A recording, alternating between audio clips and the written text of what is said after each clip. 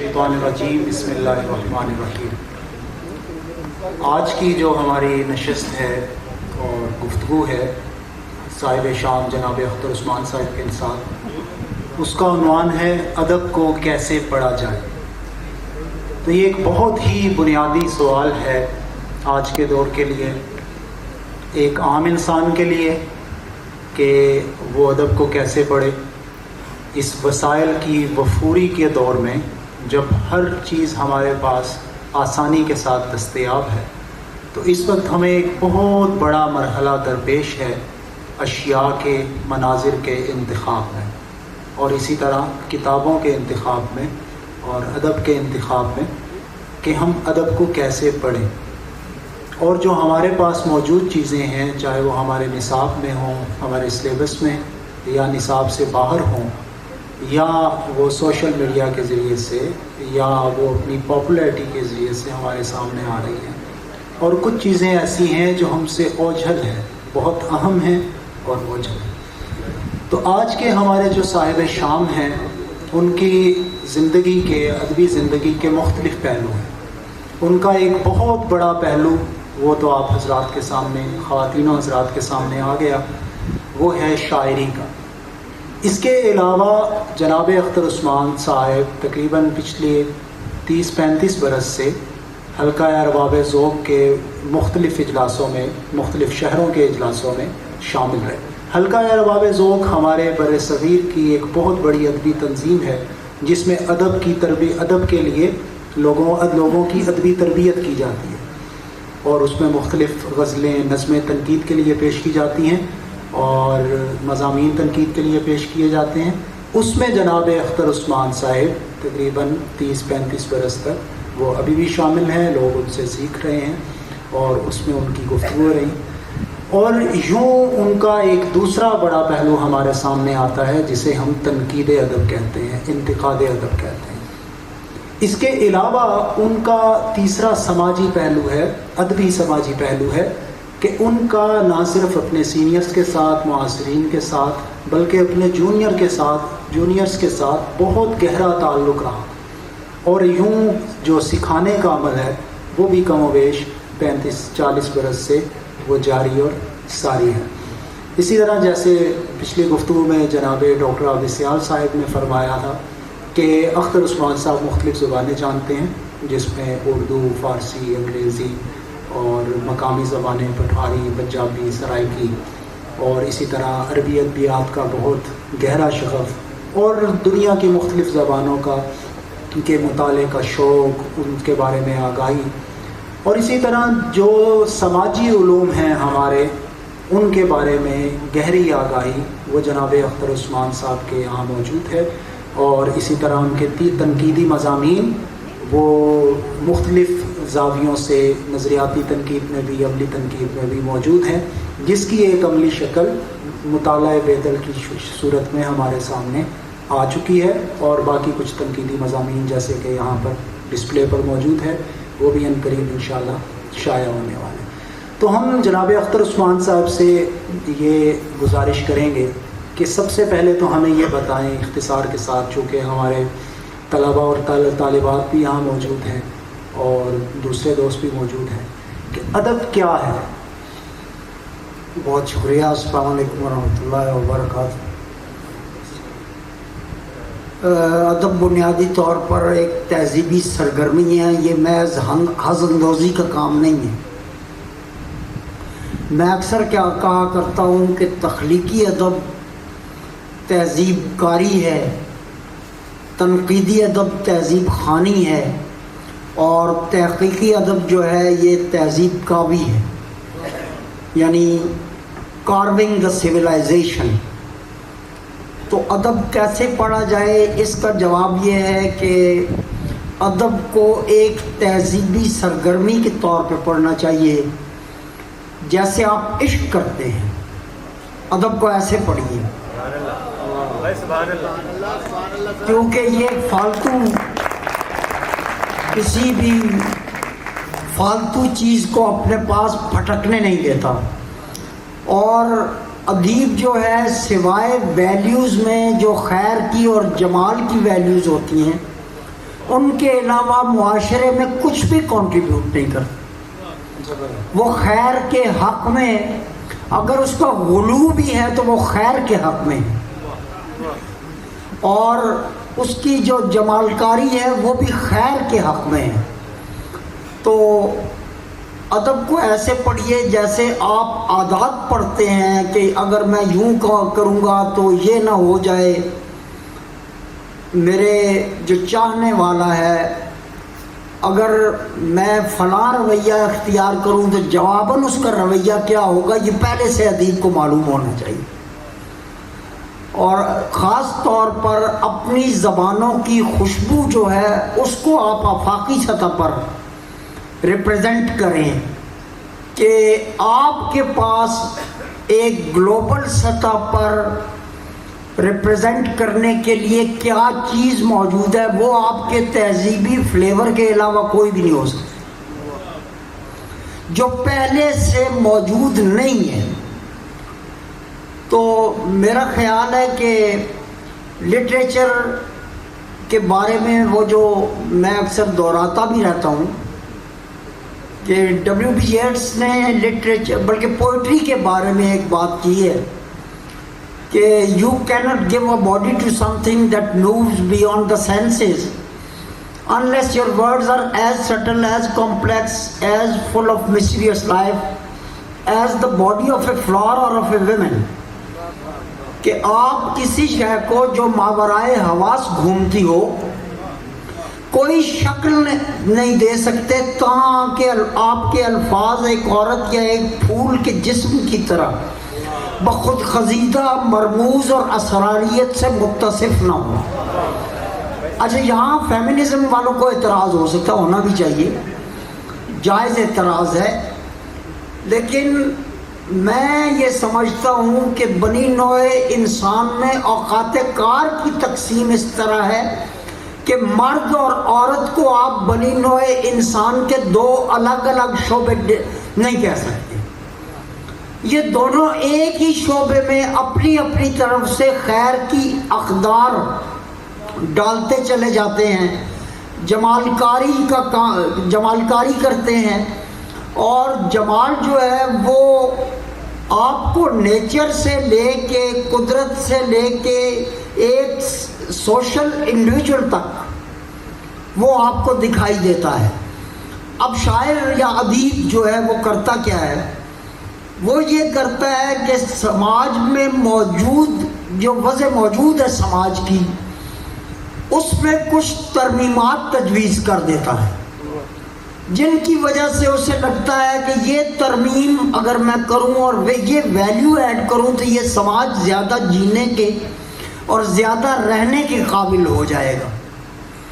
تو گویا اس کی تجویز کردہ ترامیم کی وجہ سے سماج خوبصورت بھی ہو جاتا ہے اور رہنے کے قابل بھی ہو جاتا ہے. وہ جو پرسی بشی شیلے نے کہا ہے کہ writer is an in acknowledged legislator of the society, کہ ادیب معاشرے کا نا تسلیم شدہ قانون دان ہوتا ہے. یہ بہت اہم بات ہے، اس کو سمجھنے کی کوشش کرنی چاہیے کہ what were the use of setting figures up and breathing life upon them? Were not our life, your life, my life extended? کہ یہ جو صورتیں ہیں ان کو پنجابی میں جس کو اسارنا کہتے ہیں، ان کو اسارنے کا عمل کیا ہے؟ کیا ایسا تو نہیں ہے کہ یہ ہماری زندگی میں یہ ایکسٹینشن آف لائف کا یعنی زیست افزائی کا کام کرتے ہیں؟ تو لٹریچر جو ہے وہ زیست افزائی کا کام کرتا ہے. اس کو اس لیے پڑھیں کہ یہ آپ کی تہذیبی جڑوں کے بارے میں اور آپ کے کلچرل فلامنٹس کے بارے میں آپ کو آگاہ کرتا ہے، اور یہ بتاتا ہے کہ آپ کی کون سی ویلیوز ایسی ہیں جو ابھی تک گلوبلائز نہیں ہوئی. یہاں گلوبلائزیشن سے مراد مابعد جدیدیت کی گلوبلائزیشن نہیں ہے، یہ بھی میں عرض کر دوں. یہاں گلوبلائزیشن سے مراد بلا شرکت رنگ و نسل و مذہب وہ ہے، اور خود لٹریچر ہو یا ریلیجن ہو یہ بھی اپنا اپنا فلیور رکھتے ہیں، اور ان کے تحت بھی بڑا ادب پیدا ہوا ہے دنیا میں. اس کی مثالیں ہمارے سامنے ہیں. چاہے آپ پیگنزم کے دور سے ہومر کو لے لیں، ورجل کو لے لیں، ہارس کو لے لیں، اور انگریزی میں ٹی ایس ایلیٹ تک چلے آئیں، بلکہ فلپ لارکن اور ایلن گنزبرگ تک چلے آئیں، اور اردو میں آپ دکنیات سے لے کے بعد میں آج کے دور تک چلے آئیں، تو آپ کو پتہ چلتا ہے کہ لٹریچر ہمیشہ خیر کی بات کرتا ہے. وہ جو مجید امجد نے کہا تھا کہ میں عمل خیر کے تسلسل کا شاعر ہوں، تو گویا ادب کا کام ہی خیر ہے.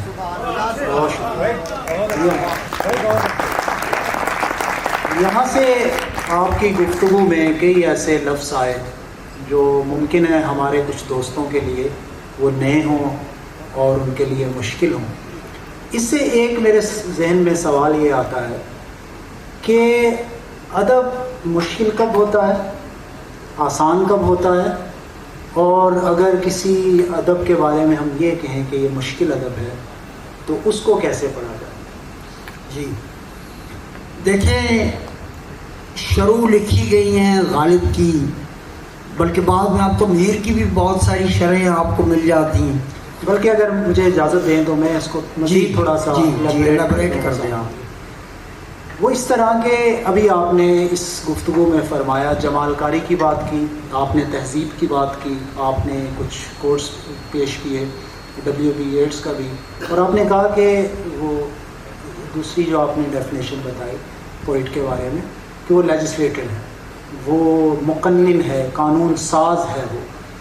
تو اب وہ جو یہ ساری چیزیں ہیں کہ تہذیب کیا ہے، یہ بنیادی سوال، اور یہ کہ شاعر قانون ساز کس طرح ہوتا ہے، تو اور دوسرا ہم جمال کاری کی بات. تو خود یہ جو جمال کاری ہے، آپ نے یہ کہا کہ ایک شاعر اپنے تخلیقیت سے، اپنی اپج سے وہ اس میں اس کے جمال میں اضافہ کرتا ہے. وہ اضافہ جب کرتا ہے وہ کچھ ایسی چیزیں بھی رکھ دیتا ہے جو ایک عام قاری کے لیے، ایک عام سامع کے لیے نامانوس ہوتی ہے، اس کے لیے اجنبی ہوتی ہے. تو ہمارے جو سماج میں لوگ ہیں، قاری ہیں اور سامع ہیں، ان کے لیے جو پاپولر شاعری ہے جو بالکل ہمارے سامنے سے اٹھائی ہوئی لفظیات پر مشتمل ہے، اس میں تو وہ انوالو بھی ہوتے ہیں، اس میں شامل بھی ہوتے ہیں، حسن دوست بھی ہوتے ہیں، اسے سیلیبریٹ کرتے ہیں. لیکن جہاں تھوڑا سا ایک سنجیدہ عمل شروع ہوتا ہے جمال کاری کا، وہاں سے وہ بدکنا شروع ہوتے ہیں اور اس میں وہ اپنے آپ کو شامل ہوتا ہوا نہیں پاتے. تو اس عمل کو کیسے دور کیا جائے اور یہ مراحل کیسے طے ہوں؟ میرا خیال ہے کہ اس کو دور نہیں کرنا چاہیے. یہ ایک جو پاپولر لٹریچر ہے، یہ سیریس لٹریچر کی طرف آنے کا ایک سٹیپ ہے. ایک تو یہ بات ہے. دوسرا، تہذیب کی تعریف میں نے کی ہے، اپنی طرف سے کرنے کی کوشش کی ہے، دوستوں تک پہنچی ہوگی. اگر نہیں پہنچی تو وہ یہ ہے کہ فطرت کے متوازی انسان کی بنائی ہوئی کائنات کو تہذیب کہتے ہیں. اور یہ جو جمال کی میں تعریف کرتا ہوں، تو جمال ایک پھول کو، اس کے پیٹلز اور سیپلز اور اوریز وغیرہ جو ہے، ان کو اس طرح دکھانا کہ وہ کاغذ پر موجود ہو جائے. اور اب شاعر کرتا کیا ہے، یہ دو جملوں میں میں عرض کر دیتا ہوں. شاعر مانوس کو نامانوس بنا کے پیش کرتا ہے اور اپنے پلے سے کچھ ڈالتا ہے. وہ جو اپنے پلے سے ڈالتا ہے وہ خیر ہوتی ہے. ناقد یہ کرتا ہے کہ شاعر کے بنائے ہوئے نامانوس کو دوبارہ مانوس بنا دیتا ہے اور کہتا ہے کہ اس چیز کو آپ نے لیا اور اس میں فلاں پراپرٹی ایڈ کی، اور وہ پراپرٹی ایڈ کر کے آپ نے مثال کے طور پہ اداسی کوئی عورت نہیں ہوتی جو بال کھولے سو رہی ہے.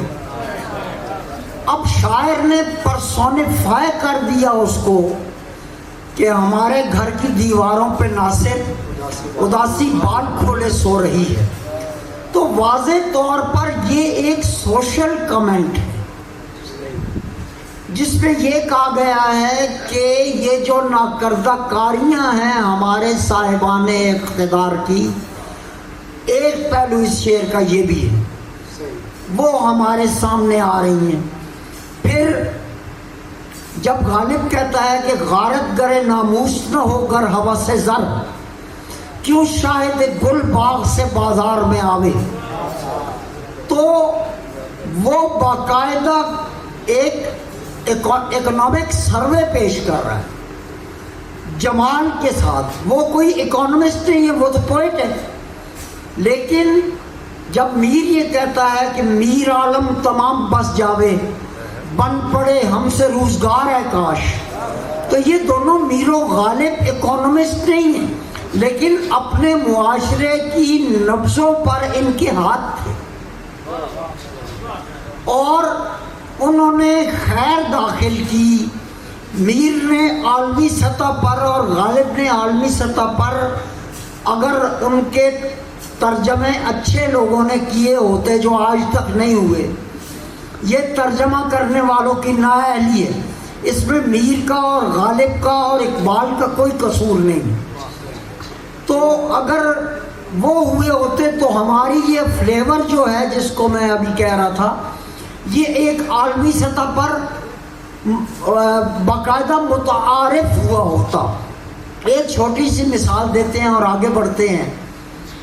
1906-7 میں میاں محمد بخش کی وفات ہوتی ہے، اور وہ کہتے ہیں لوئے لوئے پارلے کڑیے جے تد پانڈا پرنا۔ اب ڈیلن ٹامس میاں صاحب کی وفات کے 8 سال بعد پیدا ہوتا، 1915 کے قریب، اور 10 سال بعد وہ کہتے ہیں rage rage against the dying of the light, do not go gentle into that good night. تو دونوں کا آپ یہ دیکھیں کہ مصرع ایک ہے، لیکن دونوں نے اس کو اپنے اپنے پہلوؤں کے ساتھ کہا۔ ہماری شاعری میں یہ رواج رہا ہے، انٹرٹیکسچولیٹی تو آج کی بات ہے، ہم تو صدیوں سے اپنے متن کو اگلے متون میں داخل کرتے آئے ہیں۔ پوسٹ ماڈرنزم تو آج یہ بات کرتا ہے، جبکہ ہمارے یہاں تو ہلکا ارباب ذوق میں آتھر کو ساتھ بٹھا کے اس کو غائب سمجھ لیا جاتا ہے۔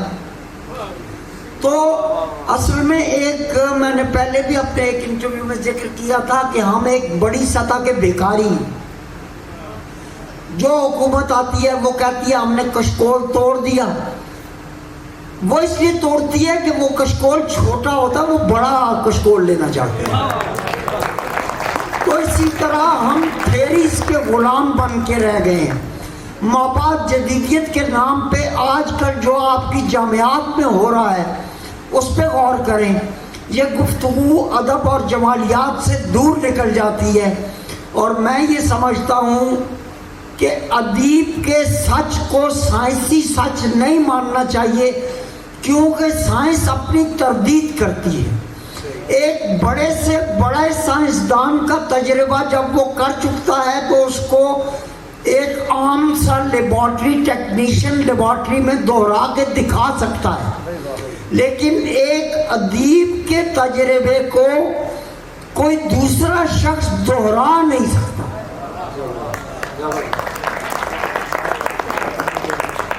ہم اپنے بنیادی سوال کی طرف دوبارہ بڑھتے ہیں۔ عربی میں کہا جاتا ہے تعرف الاشیاء بازدادها، کہ چیزیں اپنی ضدوں سے پہچانی جاتی ہیں۔ تو جہاں ہمارے سامنے یہ سوال ہے کہ ادب کو کیسے پڑھا جائے، تو ہمارے سامنے یہ بھی سوال ہے کہ ادب کو کیسے نہ پڑھا جائے۔ تو اگر آپ اپنے کچھ ذاتی کچھ تجربہ اس حوالے سے ہمارے سامنے رکھیں کہ آپ نے ادب کو کیسے پڑھا، شاعری، فکشن، اگر دو ہم بڑے اصناف اپنے سامنے رکھیں کہ شاعری کو کیسے پڑھا جائے اور کیسے نہ پڑھا جائے، اور فکشن کو کیسے پڑھا جائے اور کیسے نہ پڑھا جائے، اس سوال کے بعد ہم آڈینس کی طرف جائیں گے جو 2 سوال کرنا چاہتے ہیں۔ میں سمجھتا ہوں کہ یہ تینوں شعبے، تخلیقی ادب، تنقیدی نقد ادب اور فکشن، ان تینوں میں اس کی بلکہ ساتھ اچھا آپ نے سوال کیا، میں تردید بھی کر دوں۔ انور مسعود صاحب میرے کالج میں پڑھاتے تھے، میرے استاد نہیں تھے۔ میرے استاد ڈاکٹر احسان اکبر ہیں اور مظفر علی سید اردو اسپیکنگ نہیں تھے، وہ امرتسر سے آئے تھے گجرانوالہ. یہ جہانگیر نے کہا کسی غلط فہمی کی بنیاد پہ کہہ دیا، اور ظاہر ہے ان کی زیادہ ملاقاتیں بھی نہیں ہیں، میں روز کا حاضر باش تھا. تو وہ پنجابی تھے، اور ضیاء الحق کی اسپیچ لکھنے کا جہاں تک تعلق ہے تو یوسف حسن بھی اس وقت کالج میں پروفیسر تھے. تو یہ نوکریاں اسٹیٹ کی ہوتی ہیں، حکومتوں کی نہیں ہوتی. اچھا، تو اب یہ عرض کرتا ہوں کہ ادب کو پڑھیے پہلے سپردگی کر، پوری سپردگی کے ساتھ، بالکل ایسے جیسے محبوب کے ساتھ. اس کے بعد الگ ہو جائیے تجزیہ کرنے کے لیے. اگر آپ ادب کا تجزیہ کرنا چاہتے ہیں تو وہ حظ جو سپردگی کے دوران آپ کو حاصل ہوا، اور اس میں کہیں کہیں اگر کوئی خلا رہ گیا ہے تو اس کو انتہائی سلیقے سے ادبی سطح پر بیان کریں، اور اس سطح پر کہ وہ ڈائلیکٹیکل ہو. نقد ادب ڈائلیکٹکس کے بغیر لکھی ہی نہیں جا سکتی، یہ ذہن میں رکھنا چاہیے. اور میں نے ادب کو یوں پڑھا کہ ان ساروں کو جن کے ابھی نام لیے گئے مجھ سے پہلے، خواہ وہ بیدل ہیں، خواہ حافظ ہیں، خواہ صاحب ہیں، خواہ شیکسپیئر ہیں، جان ڈن ہیں، مارلو ہیں، ایلیٹ ہیں، میر ہیں، ولی دکنی ہیں، یا دکنیات کے باقی شاعر ہیں، یا غالب ہیں، یا انیس ہیں. تو ان کو میں نے یہ سمجھ کے نہیں پڑھا کہ یہ میرے رفتگاں ہیں، میں نے انہیں اپنے ہمسر سمجھ کے پڑھا. یہ میرے ساتھ بولتے ہیں، باتیں کرتے ہیں، اپنی کہانیاں سناتے ہیں، میں ان کو اپنی کہانیاں سناتا ہوں، اپنے مسائل بتاتا ہوں، یہ مجھے اس کا حل بتاتے ہیں. یہ میرے دوست ہیں. مثلاً وہ جو آتش نے کہا ہے کہ نہ پوچھ حال میرا چوبے خشک صحرا ہوں، لگا کے آگ جسے کارواں روانہ ہوا.